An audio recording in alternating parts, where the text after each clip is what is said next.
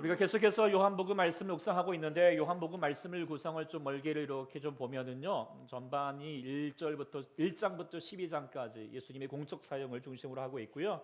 그리고 나서 13장부터 20장까지 십자가 사역을 향하여 나아가는 대목으로 구분지을 수 있고 21장은 부록처럼 되어 있습니다.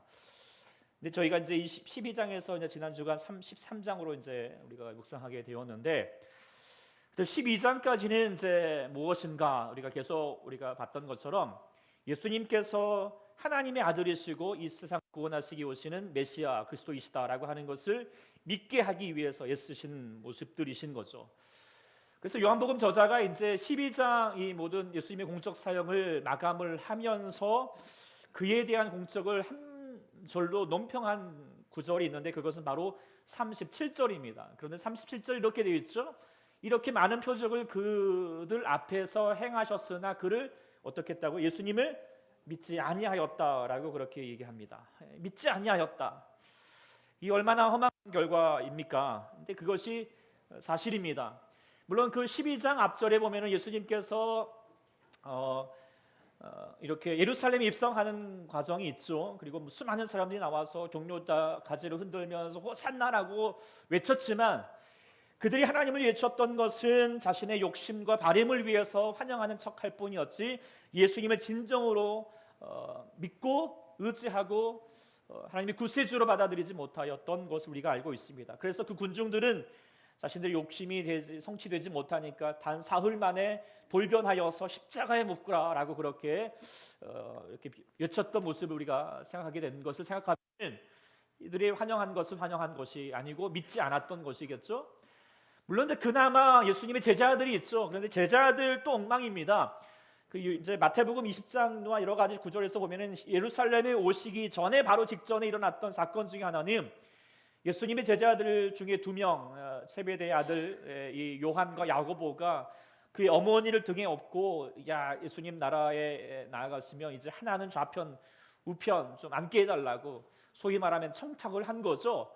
근데 이것도 참 답답한데 이걸 듣더니 이제 그 제자들이 이제 분이 났습니다. 화가 났습니다.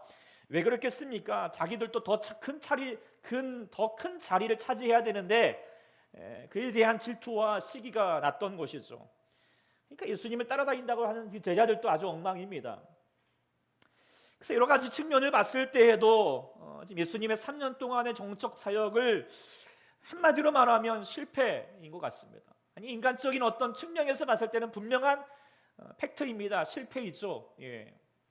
그토록 믿게 하셨는데 제대로 믿는 사람이 아무도 없습니다. 그런데 저와 여러분들이 아시다시피 예수님의 사역이 실패했을까요? 절대 그러지 않습니다. 예수님의 사역은 절대 실패하지 않았습니다. 예수님은 특별히 십자가 위에서 외쳤던 그 자신의 사역, 그 십자가 위에서 말씀했던 것 다 이루었다 하셨던 것처럼 다 이루셨습니다. 세상 그 누구보다도 예수님은 온전하게 그의 사명을 이루신 분이 없고 가장 위대한 삶을 사셨습니다. 진정한 성공의 삶을 사셨던 주님이시죠.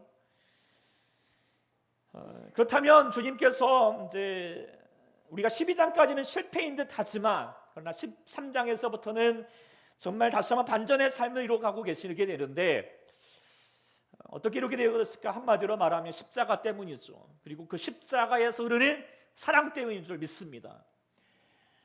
우리가 이제 보면은 이제 요한복음의 12장까지는 믿음에 대해서 강조를 합니다. 믿으라, 믿으라. 그런데 13장에서부터는 강조하는 단어가 좀 바뀝니다. 어떤 단어를 강조할까요? 뭐야? 예, 사랑입니다. 사랑이란 단어가 자주 등장을 합니다. 특히 제자들에게 자주자주 언급합니다.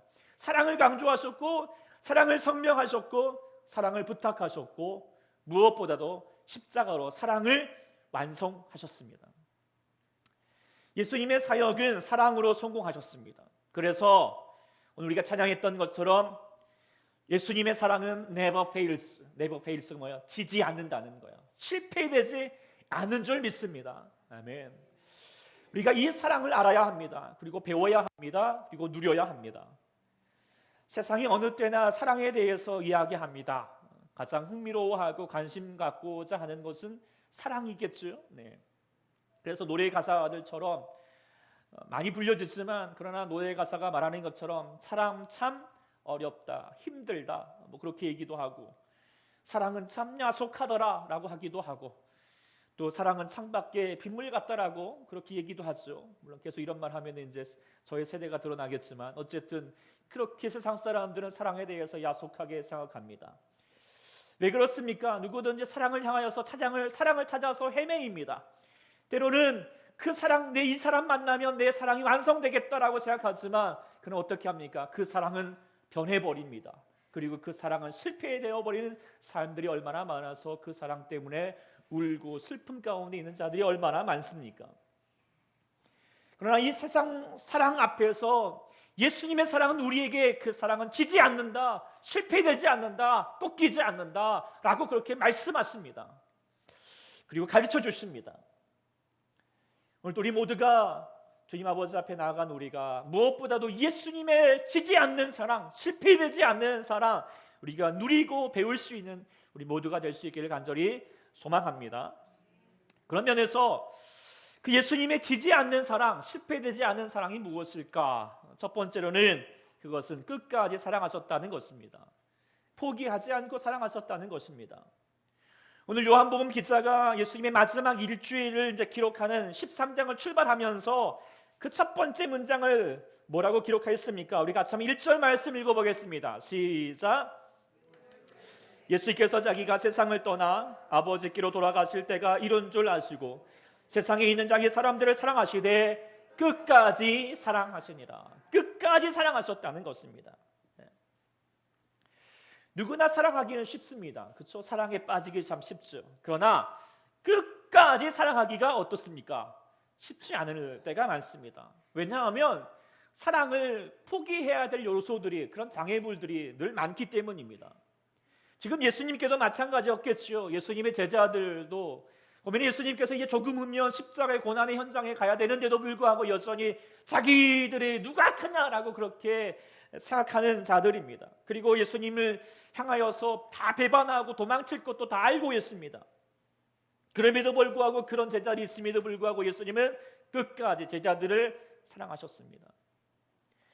예수님을 따르던 군중들도 마찬가지죠. 엊그저께만 해도 호산나라고 외쳤지만 이제 다음 날이면 예수님을 향하여서 못 박으라라고 그렇게 외칠 자들이 있지만, 그럼에도 불구하고 주님은 십자가 위에서 주님 저들을 용서해 주십시오. 끝까지 주님은 그들을 붙들고 용서하셨고 사랑하셨다라고 하는 것을 우리가 깨닫게 됩니다.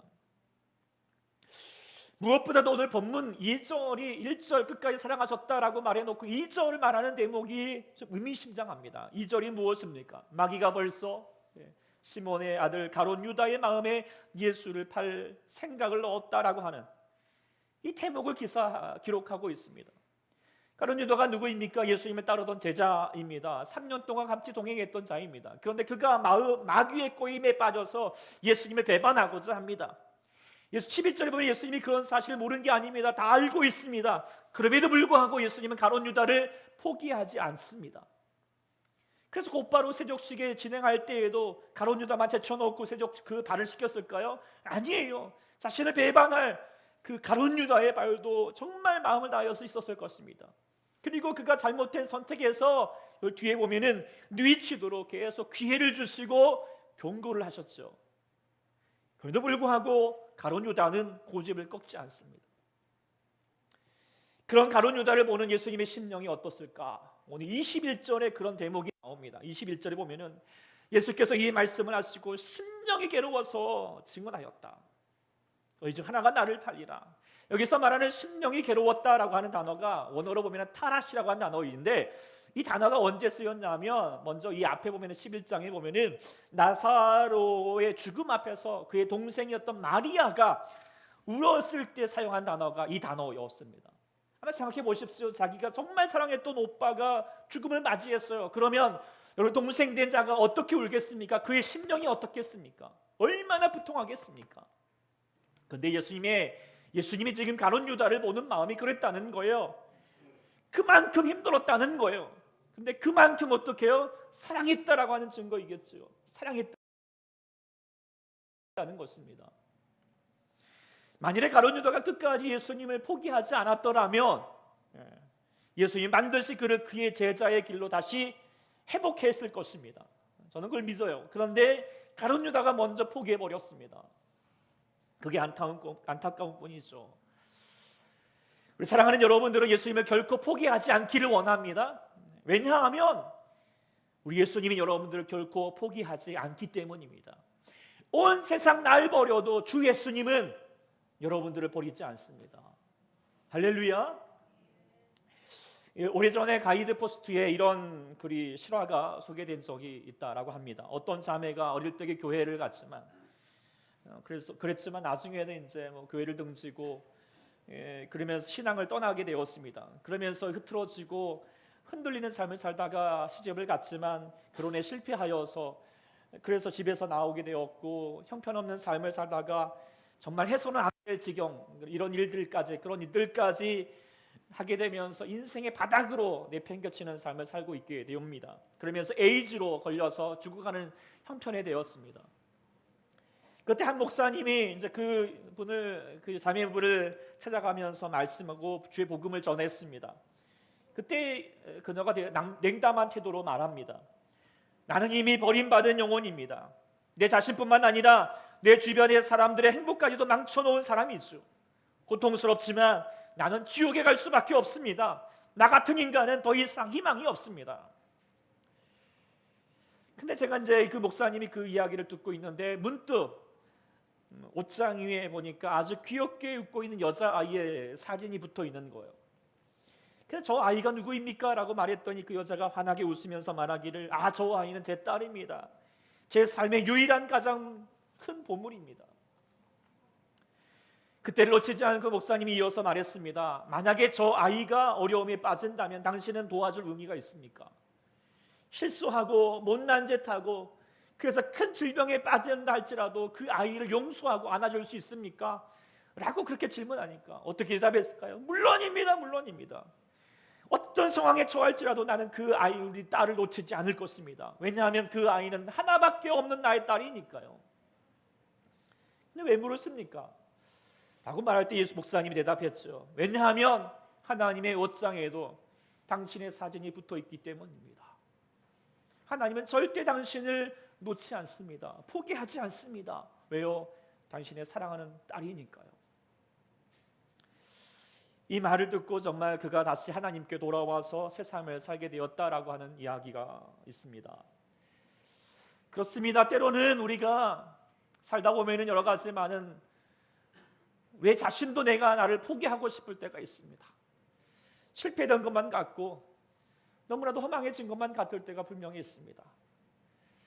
예수님도 분명히 그럴 수밖에 없는 여러 가지 많은 어려움들이 있습니다. 많이 괴로워하셨습니다. 제자들도 그리고 그 군종들도. 그렇지만 예수님은 제자들이 모습이 어떠하든 군종들이 돌변하던 가룟 유다가 사단의 꾀임에 빠져 있을지라도 예수님은 끝까지 포기하지 않았습니다.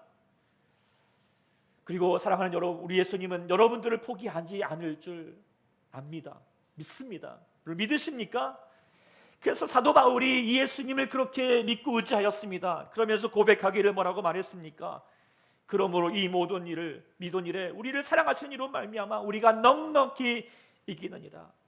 내가 확신하노니 사망이나 생명이나 권세자들이나 천사들이나 권세자들이나 현재 일이나 장래일이나 능력이나 높음이나 급힘이나 다른 어떤 피조물이라도 우리를 우리 주 예수 그리스도 예수 안에 있는 하나님의 사랑에서 어떡합니까? 끊을 수 없다. 하나님은 절대 우리를 포기하지 않는다는 거요. 그러니 뭐예요? 이긴다, 지지 않는다, 실패되지 않는다는 것입니다. 할렐루야. 이 하나님의 끊을 수 없는 사랑으로 여러분의 삶 가운데 어떠한 어려움과 고통이 있을지라도, 사랑하는데 내가 장애될 만한 것들이 있을지라도 지지 않기를 원합니다. 이길 수 있기를 소망합니다. 그것도 넉넉히 이길 수 있기를 소망합니다. 할렐루야. 그 주님의 사랑은 우리 가운데 결코 끝까지 포기하지 않은, 끝까지 사랑하시는 주님임을 우리가 깨달아야 할 줄 믿습니다. 첫 번째는 끝까지 사랑하시는 것이고, 두 번째는 지는 사랑이라는 것입니다. 아니 이게 무슨 소리인가? 지지 않는 사랑이라고 해놓고 왜 지는 사랑이라고 했을까? 그 지는 사랑이 무엇일까? 혹시 여러분들 사랑 싸움 해보셨습니까? 아니면 구경해 보셨습니까? 만일에 이제 여러분들이 엄마 아빠가 싸웁니다. 그런데 엄마는 지금 핸드백을 갖고 싶습니다. 그리고 아빠는 자전거를 갖고 싶습니다. 근데 엄마 아빠가 싸움합니다. 사랑 싸움을 하는 거예요. 부부 싸움이 아니라. 그리고 나서 만일에 엄마가 그 싸움 뒤에 엄마가 핸드백을 갖게 되었습니다. 그럼 누가 이긴 걸까요? 우리 친구들한테 물어볼까요? 안 받는지 모르겠지만, 자, 누가 이긴 걸까요? 엄마가 갖고 싶었던 핸드백을 갖게 되었어요. 누가 이긴 걸까요? 네? 이겼어. 엄마가 이겼다. 그냥 싸우면 엄마가 이겼겠지만 사랑 싸움이면 누가 이겼을까요? 그건 아빠가 이긴 거죠. 이게 사랑 싸움입니다. 사랑이 더 큰 사람이, 사랑이 더 강한 사람이 언제나 지게 되어 있다라고 하는 거 우리가 잘 알고 있습니다. 오늘 본문에 예수님께서 예수님의 제자들의 발을 씻겼습니다. 왜 예수님이 제자들의 발을 씻겼을까요? 간단합니다. 제자들이 발을 씻기지 않았거든요. 사실 이 발을 씻는 것은 당시 급한 종들이 하는 일이었고, 그러나 종이 없을 때는 서로 발을 씻겨주기도 했습니다. 식사 전에. 그런데 서로 아무도 발을 씻겨주지 않아요. 왜요? 지금 이 제자들이 마음에 종이 되고 싶은 마음이 없어요. 다 높아지고 싶은 마음, 지지 않고 싶은 마음이 있어. 그래서 지금 저들은 사랑 싸움이 아니라 진짜 싸우고 있는 거예요. 기세 싸움을 하고 있는 거죠. 그런데 예수님은 저들 가운데 가장 낮은 종으로 나가셨습니다. 그들 가운데 지는 자로 나가셨습니다. 왜요? 사랑 싸움에 이기셨기 때문이죠. 마스이 도미티우라고 하는 사람분이 참 사랑은 어디에 있냐라고 하는 그 책에 의하면 사랑은 세 가지 차원이 있다라고 그렇게 얘기합니다. 첫 번째로는 만약의 차원이 있어요. 만약은 뭐냐면 어떤 조건이 있어야 합니다. 사랑할 만한 조건. 그 사람이 자동차를 갖고 있거나 돈이 있거나 외모가 좀 출중하거나 잘해주거나 어떤 그런 조건이 있어야 됩니다. 그리고 두 번째로는 더 나아가서는 때문에 사랑이죠. 그가 하는 거 보고 그가 하는 거가 있으니까 그래서 그 이유에 맞춰서 사랑한다는 것입니다. 이 모든 것들은 상대방이 하는 것 보고 그 다음에 내가 하겠다는 마음이겠죠. 제자들도 마찬가지였을 겁니다. 다른 사람이 내 발을 씻겨주면 그 다음에 내가 그 사람을 씻겨줄 용의는 있습니다. 그러나 먼저 하고 싶은 마음은 없습니다. 그런데 예수님은 달랐습니다. 세 번째 사랑 방식을 하는 거예요. 그 뭐냐면 불구하고 사랑입니다. 그 상대방의 이유와 조건, 그가 어떤 행동을 하는 거 상관없습니다. 내가 먼저 사랑하는 것입니다. 예수님이 이런 사랑을 베풀었습니다. 우리가 주님의 사랑을 받을 만한 조건과 이유가 없음에도 불구하고 주님은 먼저 우리를 사랑하셨습니다.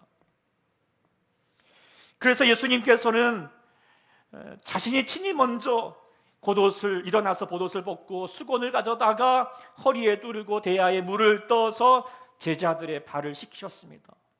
그리고 예수님이 그 뒤에 말씀하셨던 바가 무엇입니까? 새 계명을 너희에게 주노니 너희가 서로 사랑하라. 내가 너희를 사랑한 것 같이 너희도 서로 사랑하라. 주님이 여기서 말씀하실 때 사랑하라는 계명을 그냥 던진 게 아닙니다. 내가 너희를 먼저 사랑한 것 같이, 먼저 내가 너희를 사랑한 것 같이. 주님이 우리에게 먼저 되어주셨습니다. I first라고 하는 것이죠. 그런데 우리는 늘 사랑한다 말하면서도 내가 먼저가 아니라 뭐예요? 네가 먼저입니다. You first. 네가 먼저 사랑해라. 그러면 내가 할게 라고 그렇게 외칠 때가 얼마나 많습니까? 왜 그렇습니까? 왜 You first를 먼저 하는 거죠? 내가 먼저 하면 침묵 같으니까요. 손해보는 것 같아서. 그런데 우리가 깨달아야 되는 것, 사랑을 이기려면은 반드시 져야 합니다. 지는 게 이기는 것입니다. 특별히 우리가 주님의 사랑을 받은 자라면, 그 사랑이 우리 안에 넘쳐 있다면 우리는 반드시 져야 합니다. 져야 합니다. 대답이 없으시네요. 져야 합니다. 아멘. 질 수 있기를 소망합니다. 왜냐하면 당신 여러분들이 하나님의 사랑을 받은 자이기 때문에, 넉넉한 사랑, 풍성한 사랑을 받은 자들이라면 반드시 그 사랑 싸움에서 질 수 있어야 할 줄 믿습니다. 그래서 You first가 아니라 I first, 내가 먼저 할 거다. 내가 먼저 섬길 것이다. 사랑 싸움은 져야지 지지 않는 것입니다. 이기는 것입니다. 상대방의 이유와 조건을 넘어서서 그럼에도 불구하고 네가 그럴지라도 나는 먼저 사랑할 것이다 라고 하는 그런 사랑에 지지 않는 자가 될 수 있기를, 그래서 질 수 있는 사랑으로 지지 않는 자가 될 수 있기를 간절히 축원합니다. 세 번째로 주님의 지지 않는 사랑은 무엇인가? 그것은 바로 지지하는 사랑이라고 말할 수 있을 것 같습니다. 지지하는 사랑, 그것은 상대방이 할 수 있도록 하는 사랑입니다. 그것은 바로 내가 그것을 할 수 있도록 하기 위해서는 주님께서 끝까지 사랑하는 것이 아니라 끝까지 사랑하나 끝까지 다해주지 않은 사랑이어야 합니다. 이게 무슨 말인가 하죠. 끝까지 사랑하나 끝까지 다해주지 않은 사랑. 이걸 제가 많이 체험했던 것이, 제가 예전에 그 선교사로 있을 때 많이 체험해 왔습니다. 내가 선교사로 있을 때 그 현지 아이들, 이렇게 어려운 아이들이 이렇게 보고 있으면 그 아이들 향하여서 어떻게 하든지 처음에는 정말 먹을 것을 주고 좀 나눠주고 좀 챙겨주려고 그렇게 노력을 했습니다. 그런데 선교사님들이 그러지 않은 거예요. 먹을 거 있더라도 그냥 주지 않은 거예요. 하나 주고 나서 뭐예요? 하나를 네가 달라라고, 그렇게 나중에 달라라고 그렇게 요구하셨다. 처음에 이것이 이해가 되지 않았습니다. 그러나 나중에 깨달았습니다. 가난한 그들을 다 주는 것이 그들을 돕는 것이 아니라고, 그들이 다시 줄 수 있도록 사랑할 수 있도록 훈련하고 가르쳐 주시는 것이, 그리고 그래서 그들이 할 수 있도록 지지해 주는 것이 보다 더 바람직한 사랑이고 보다 더 바람직한 선교라고 하는 것을 제가 깨닫게 되었습니다. 우리가 이제 부모님들 다 누구나 자녀들을 사랑합니다. 그런데 어떤 부모는 자녀들을 망치지요. 왜 그럴까요? 자녀를 사랑하지 않기 때문이 아닐 것입니다. 왜 그렇습니까? 넘치기 때문에, 과분하기 때문에, 다 해주려고 하기 때문이라고 생각하게 됩니다. 오늘 본문에 보면 예수님께서 제자들을 발을 씻길 때 베드로가 처음에 거절합니다. 선생님이 어떻게 조용히 발을 씻깁니까? 이해할 수가 없어서 거절했습니다. 그러니까 예수님이 말하기를, 내가 너를 씻겨주지 않으면 내가 나와 상관이 없다 라고 말하니까 이제 베드로 하여튼 한 성격 해가지고 또 오버하면서, 그래요? 그러면 이 발뿐만 아니라 내 손과 머리까지 다 씻겨주십시오, 그렇게 얘기했죠. 그때 예수님께서 그 다음에 아주 오묘한 말씀을 하시는데, 우리 같이 10절 한번 읽어보겠습니다. 시작. 예수께서 이르시되 이미 목욕한 자는 발밖에 씻을 필요가 없느니라, 온몸이 깨끗하니라. 여기까지 보겠습니다. 이 말의 뜻이 쉽지가 않습니다. 여러 가지 해석이 있는데 간단히 설명을 하겠습니다. 이미 목욕했다라고 하는 것은, 그것은 예수님께서 십자가에서 이루실 속죄 사역을 가르쳐서 말하는 바랍니다. 그러니까 예수님의 십자가의 보혈은 우리의 영혼을 단번에 그리고 온전하게 씻어줄 수 있습니다. 온전한 사죄의 은총을 깨끗게 하실 하나님의 역사를 이루신다는 것이죠. 그런데 거기에서, 십자가 위에서 우리의 씻어짐이 끝난 게 아닙니다. 우리는 그 뒤로도 세상을 살아가면서 여전히 죄를 저지릅니다. 그래서 세상의 더러움이 우리의 발에 묻게 되어 있습니다. 그러면 그때도 하나님께서 우리 발을 다 씻어주는 것이 아니라 뭐예요? 우리가 우리의 발을 씻으라고 하고 되어 있습니다. 그것을 어떻게 씻을까요? 그것은 요한 1서에 보면은 바로 우리의 죄를 자백할 때, 회개할 때 주님께서 우리를 씻어 주신다라고 말씀하고 있습니다. 그러니까 예수님은 우리를 사랑하시지만 우리가 아무것도 하지 않아도 그냥 뒷짐지고 있어도 다 알아서 이미 알아서 해주시는 것이 아니라 우리가 해야 할 일을 향하여서 할 수 있도록 주님께서 말씀하시고 명령하셨고 또 훈련시키셨고 우리를 다시 지지해 주셨던 주님이, 그 주님의 사랑인 줄 우리가 깨닫게 됩니다. 그래서 오늘 본문에 말씀하십니다. 손발을 씻겨주지 아니하시고 너희가 스스로 발을 닦아라. 그리고 너희도 서로 제자가 되어서 어떡하죠? 14절에 보면은 너희도 서로 발을 씻어주는 것이 옳다라고 말하고 있습니다. 그러면서 예수님께서 명령하셨던 바가 무엇이죠? 34절 다시 한번 읽어보겠습니다. 시작. 새 계명을 너희에게 주노니 서로 사랑하라. 내가 너희를 사랑한 것 같이 너희도 사랑하라. 이 말을 한마디로 말하면 무엇일까요? 사랑받아서 사랑하라는 것입니다. 우리가 다시 한번 주님의 사랑을 주는 것으로 끝나지 않습니다. 뭐예요? 사랑받았으니 서로 사랑하여라. 그리고 사랑할 수 있도록 주님 우리 가운데 계속하여서 지지해 주십니다. 그것이 진정한 사랑이 되는 줄 믿습니다. 이것이 주님의 사랑이 지지 않은 이유입니다. 실패되지 않은 이유입니다. 주님의 사랑이 주님대로 끝나지 않았습니다. 왜 그랬을까요? 그 제자들에게 주님의 사랑이 흘러갔기 때문입니다. 제자들이 그 사랑을 본받고 훈련받아서 다시 한번 그 사랑을 나타낼 수 있었기 때문이겠죠. 그런데 그게 쉬울까요?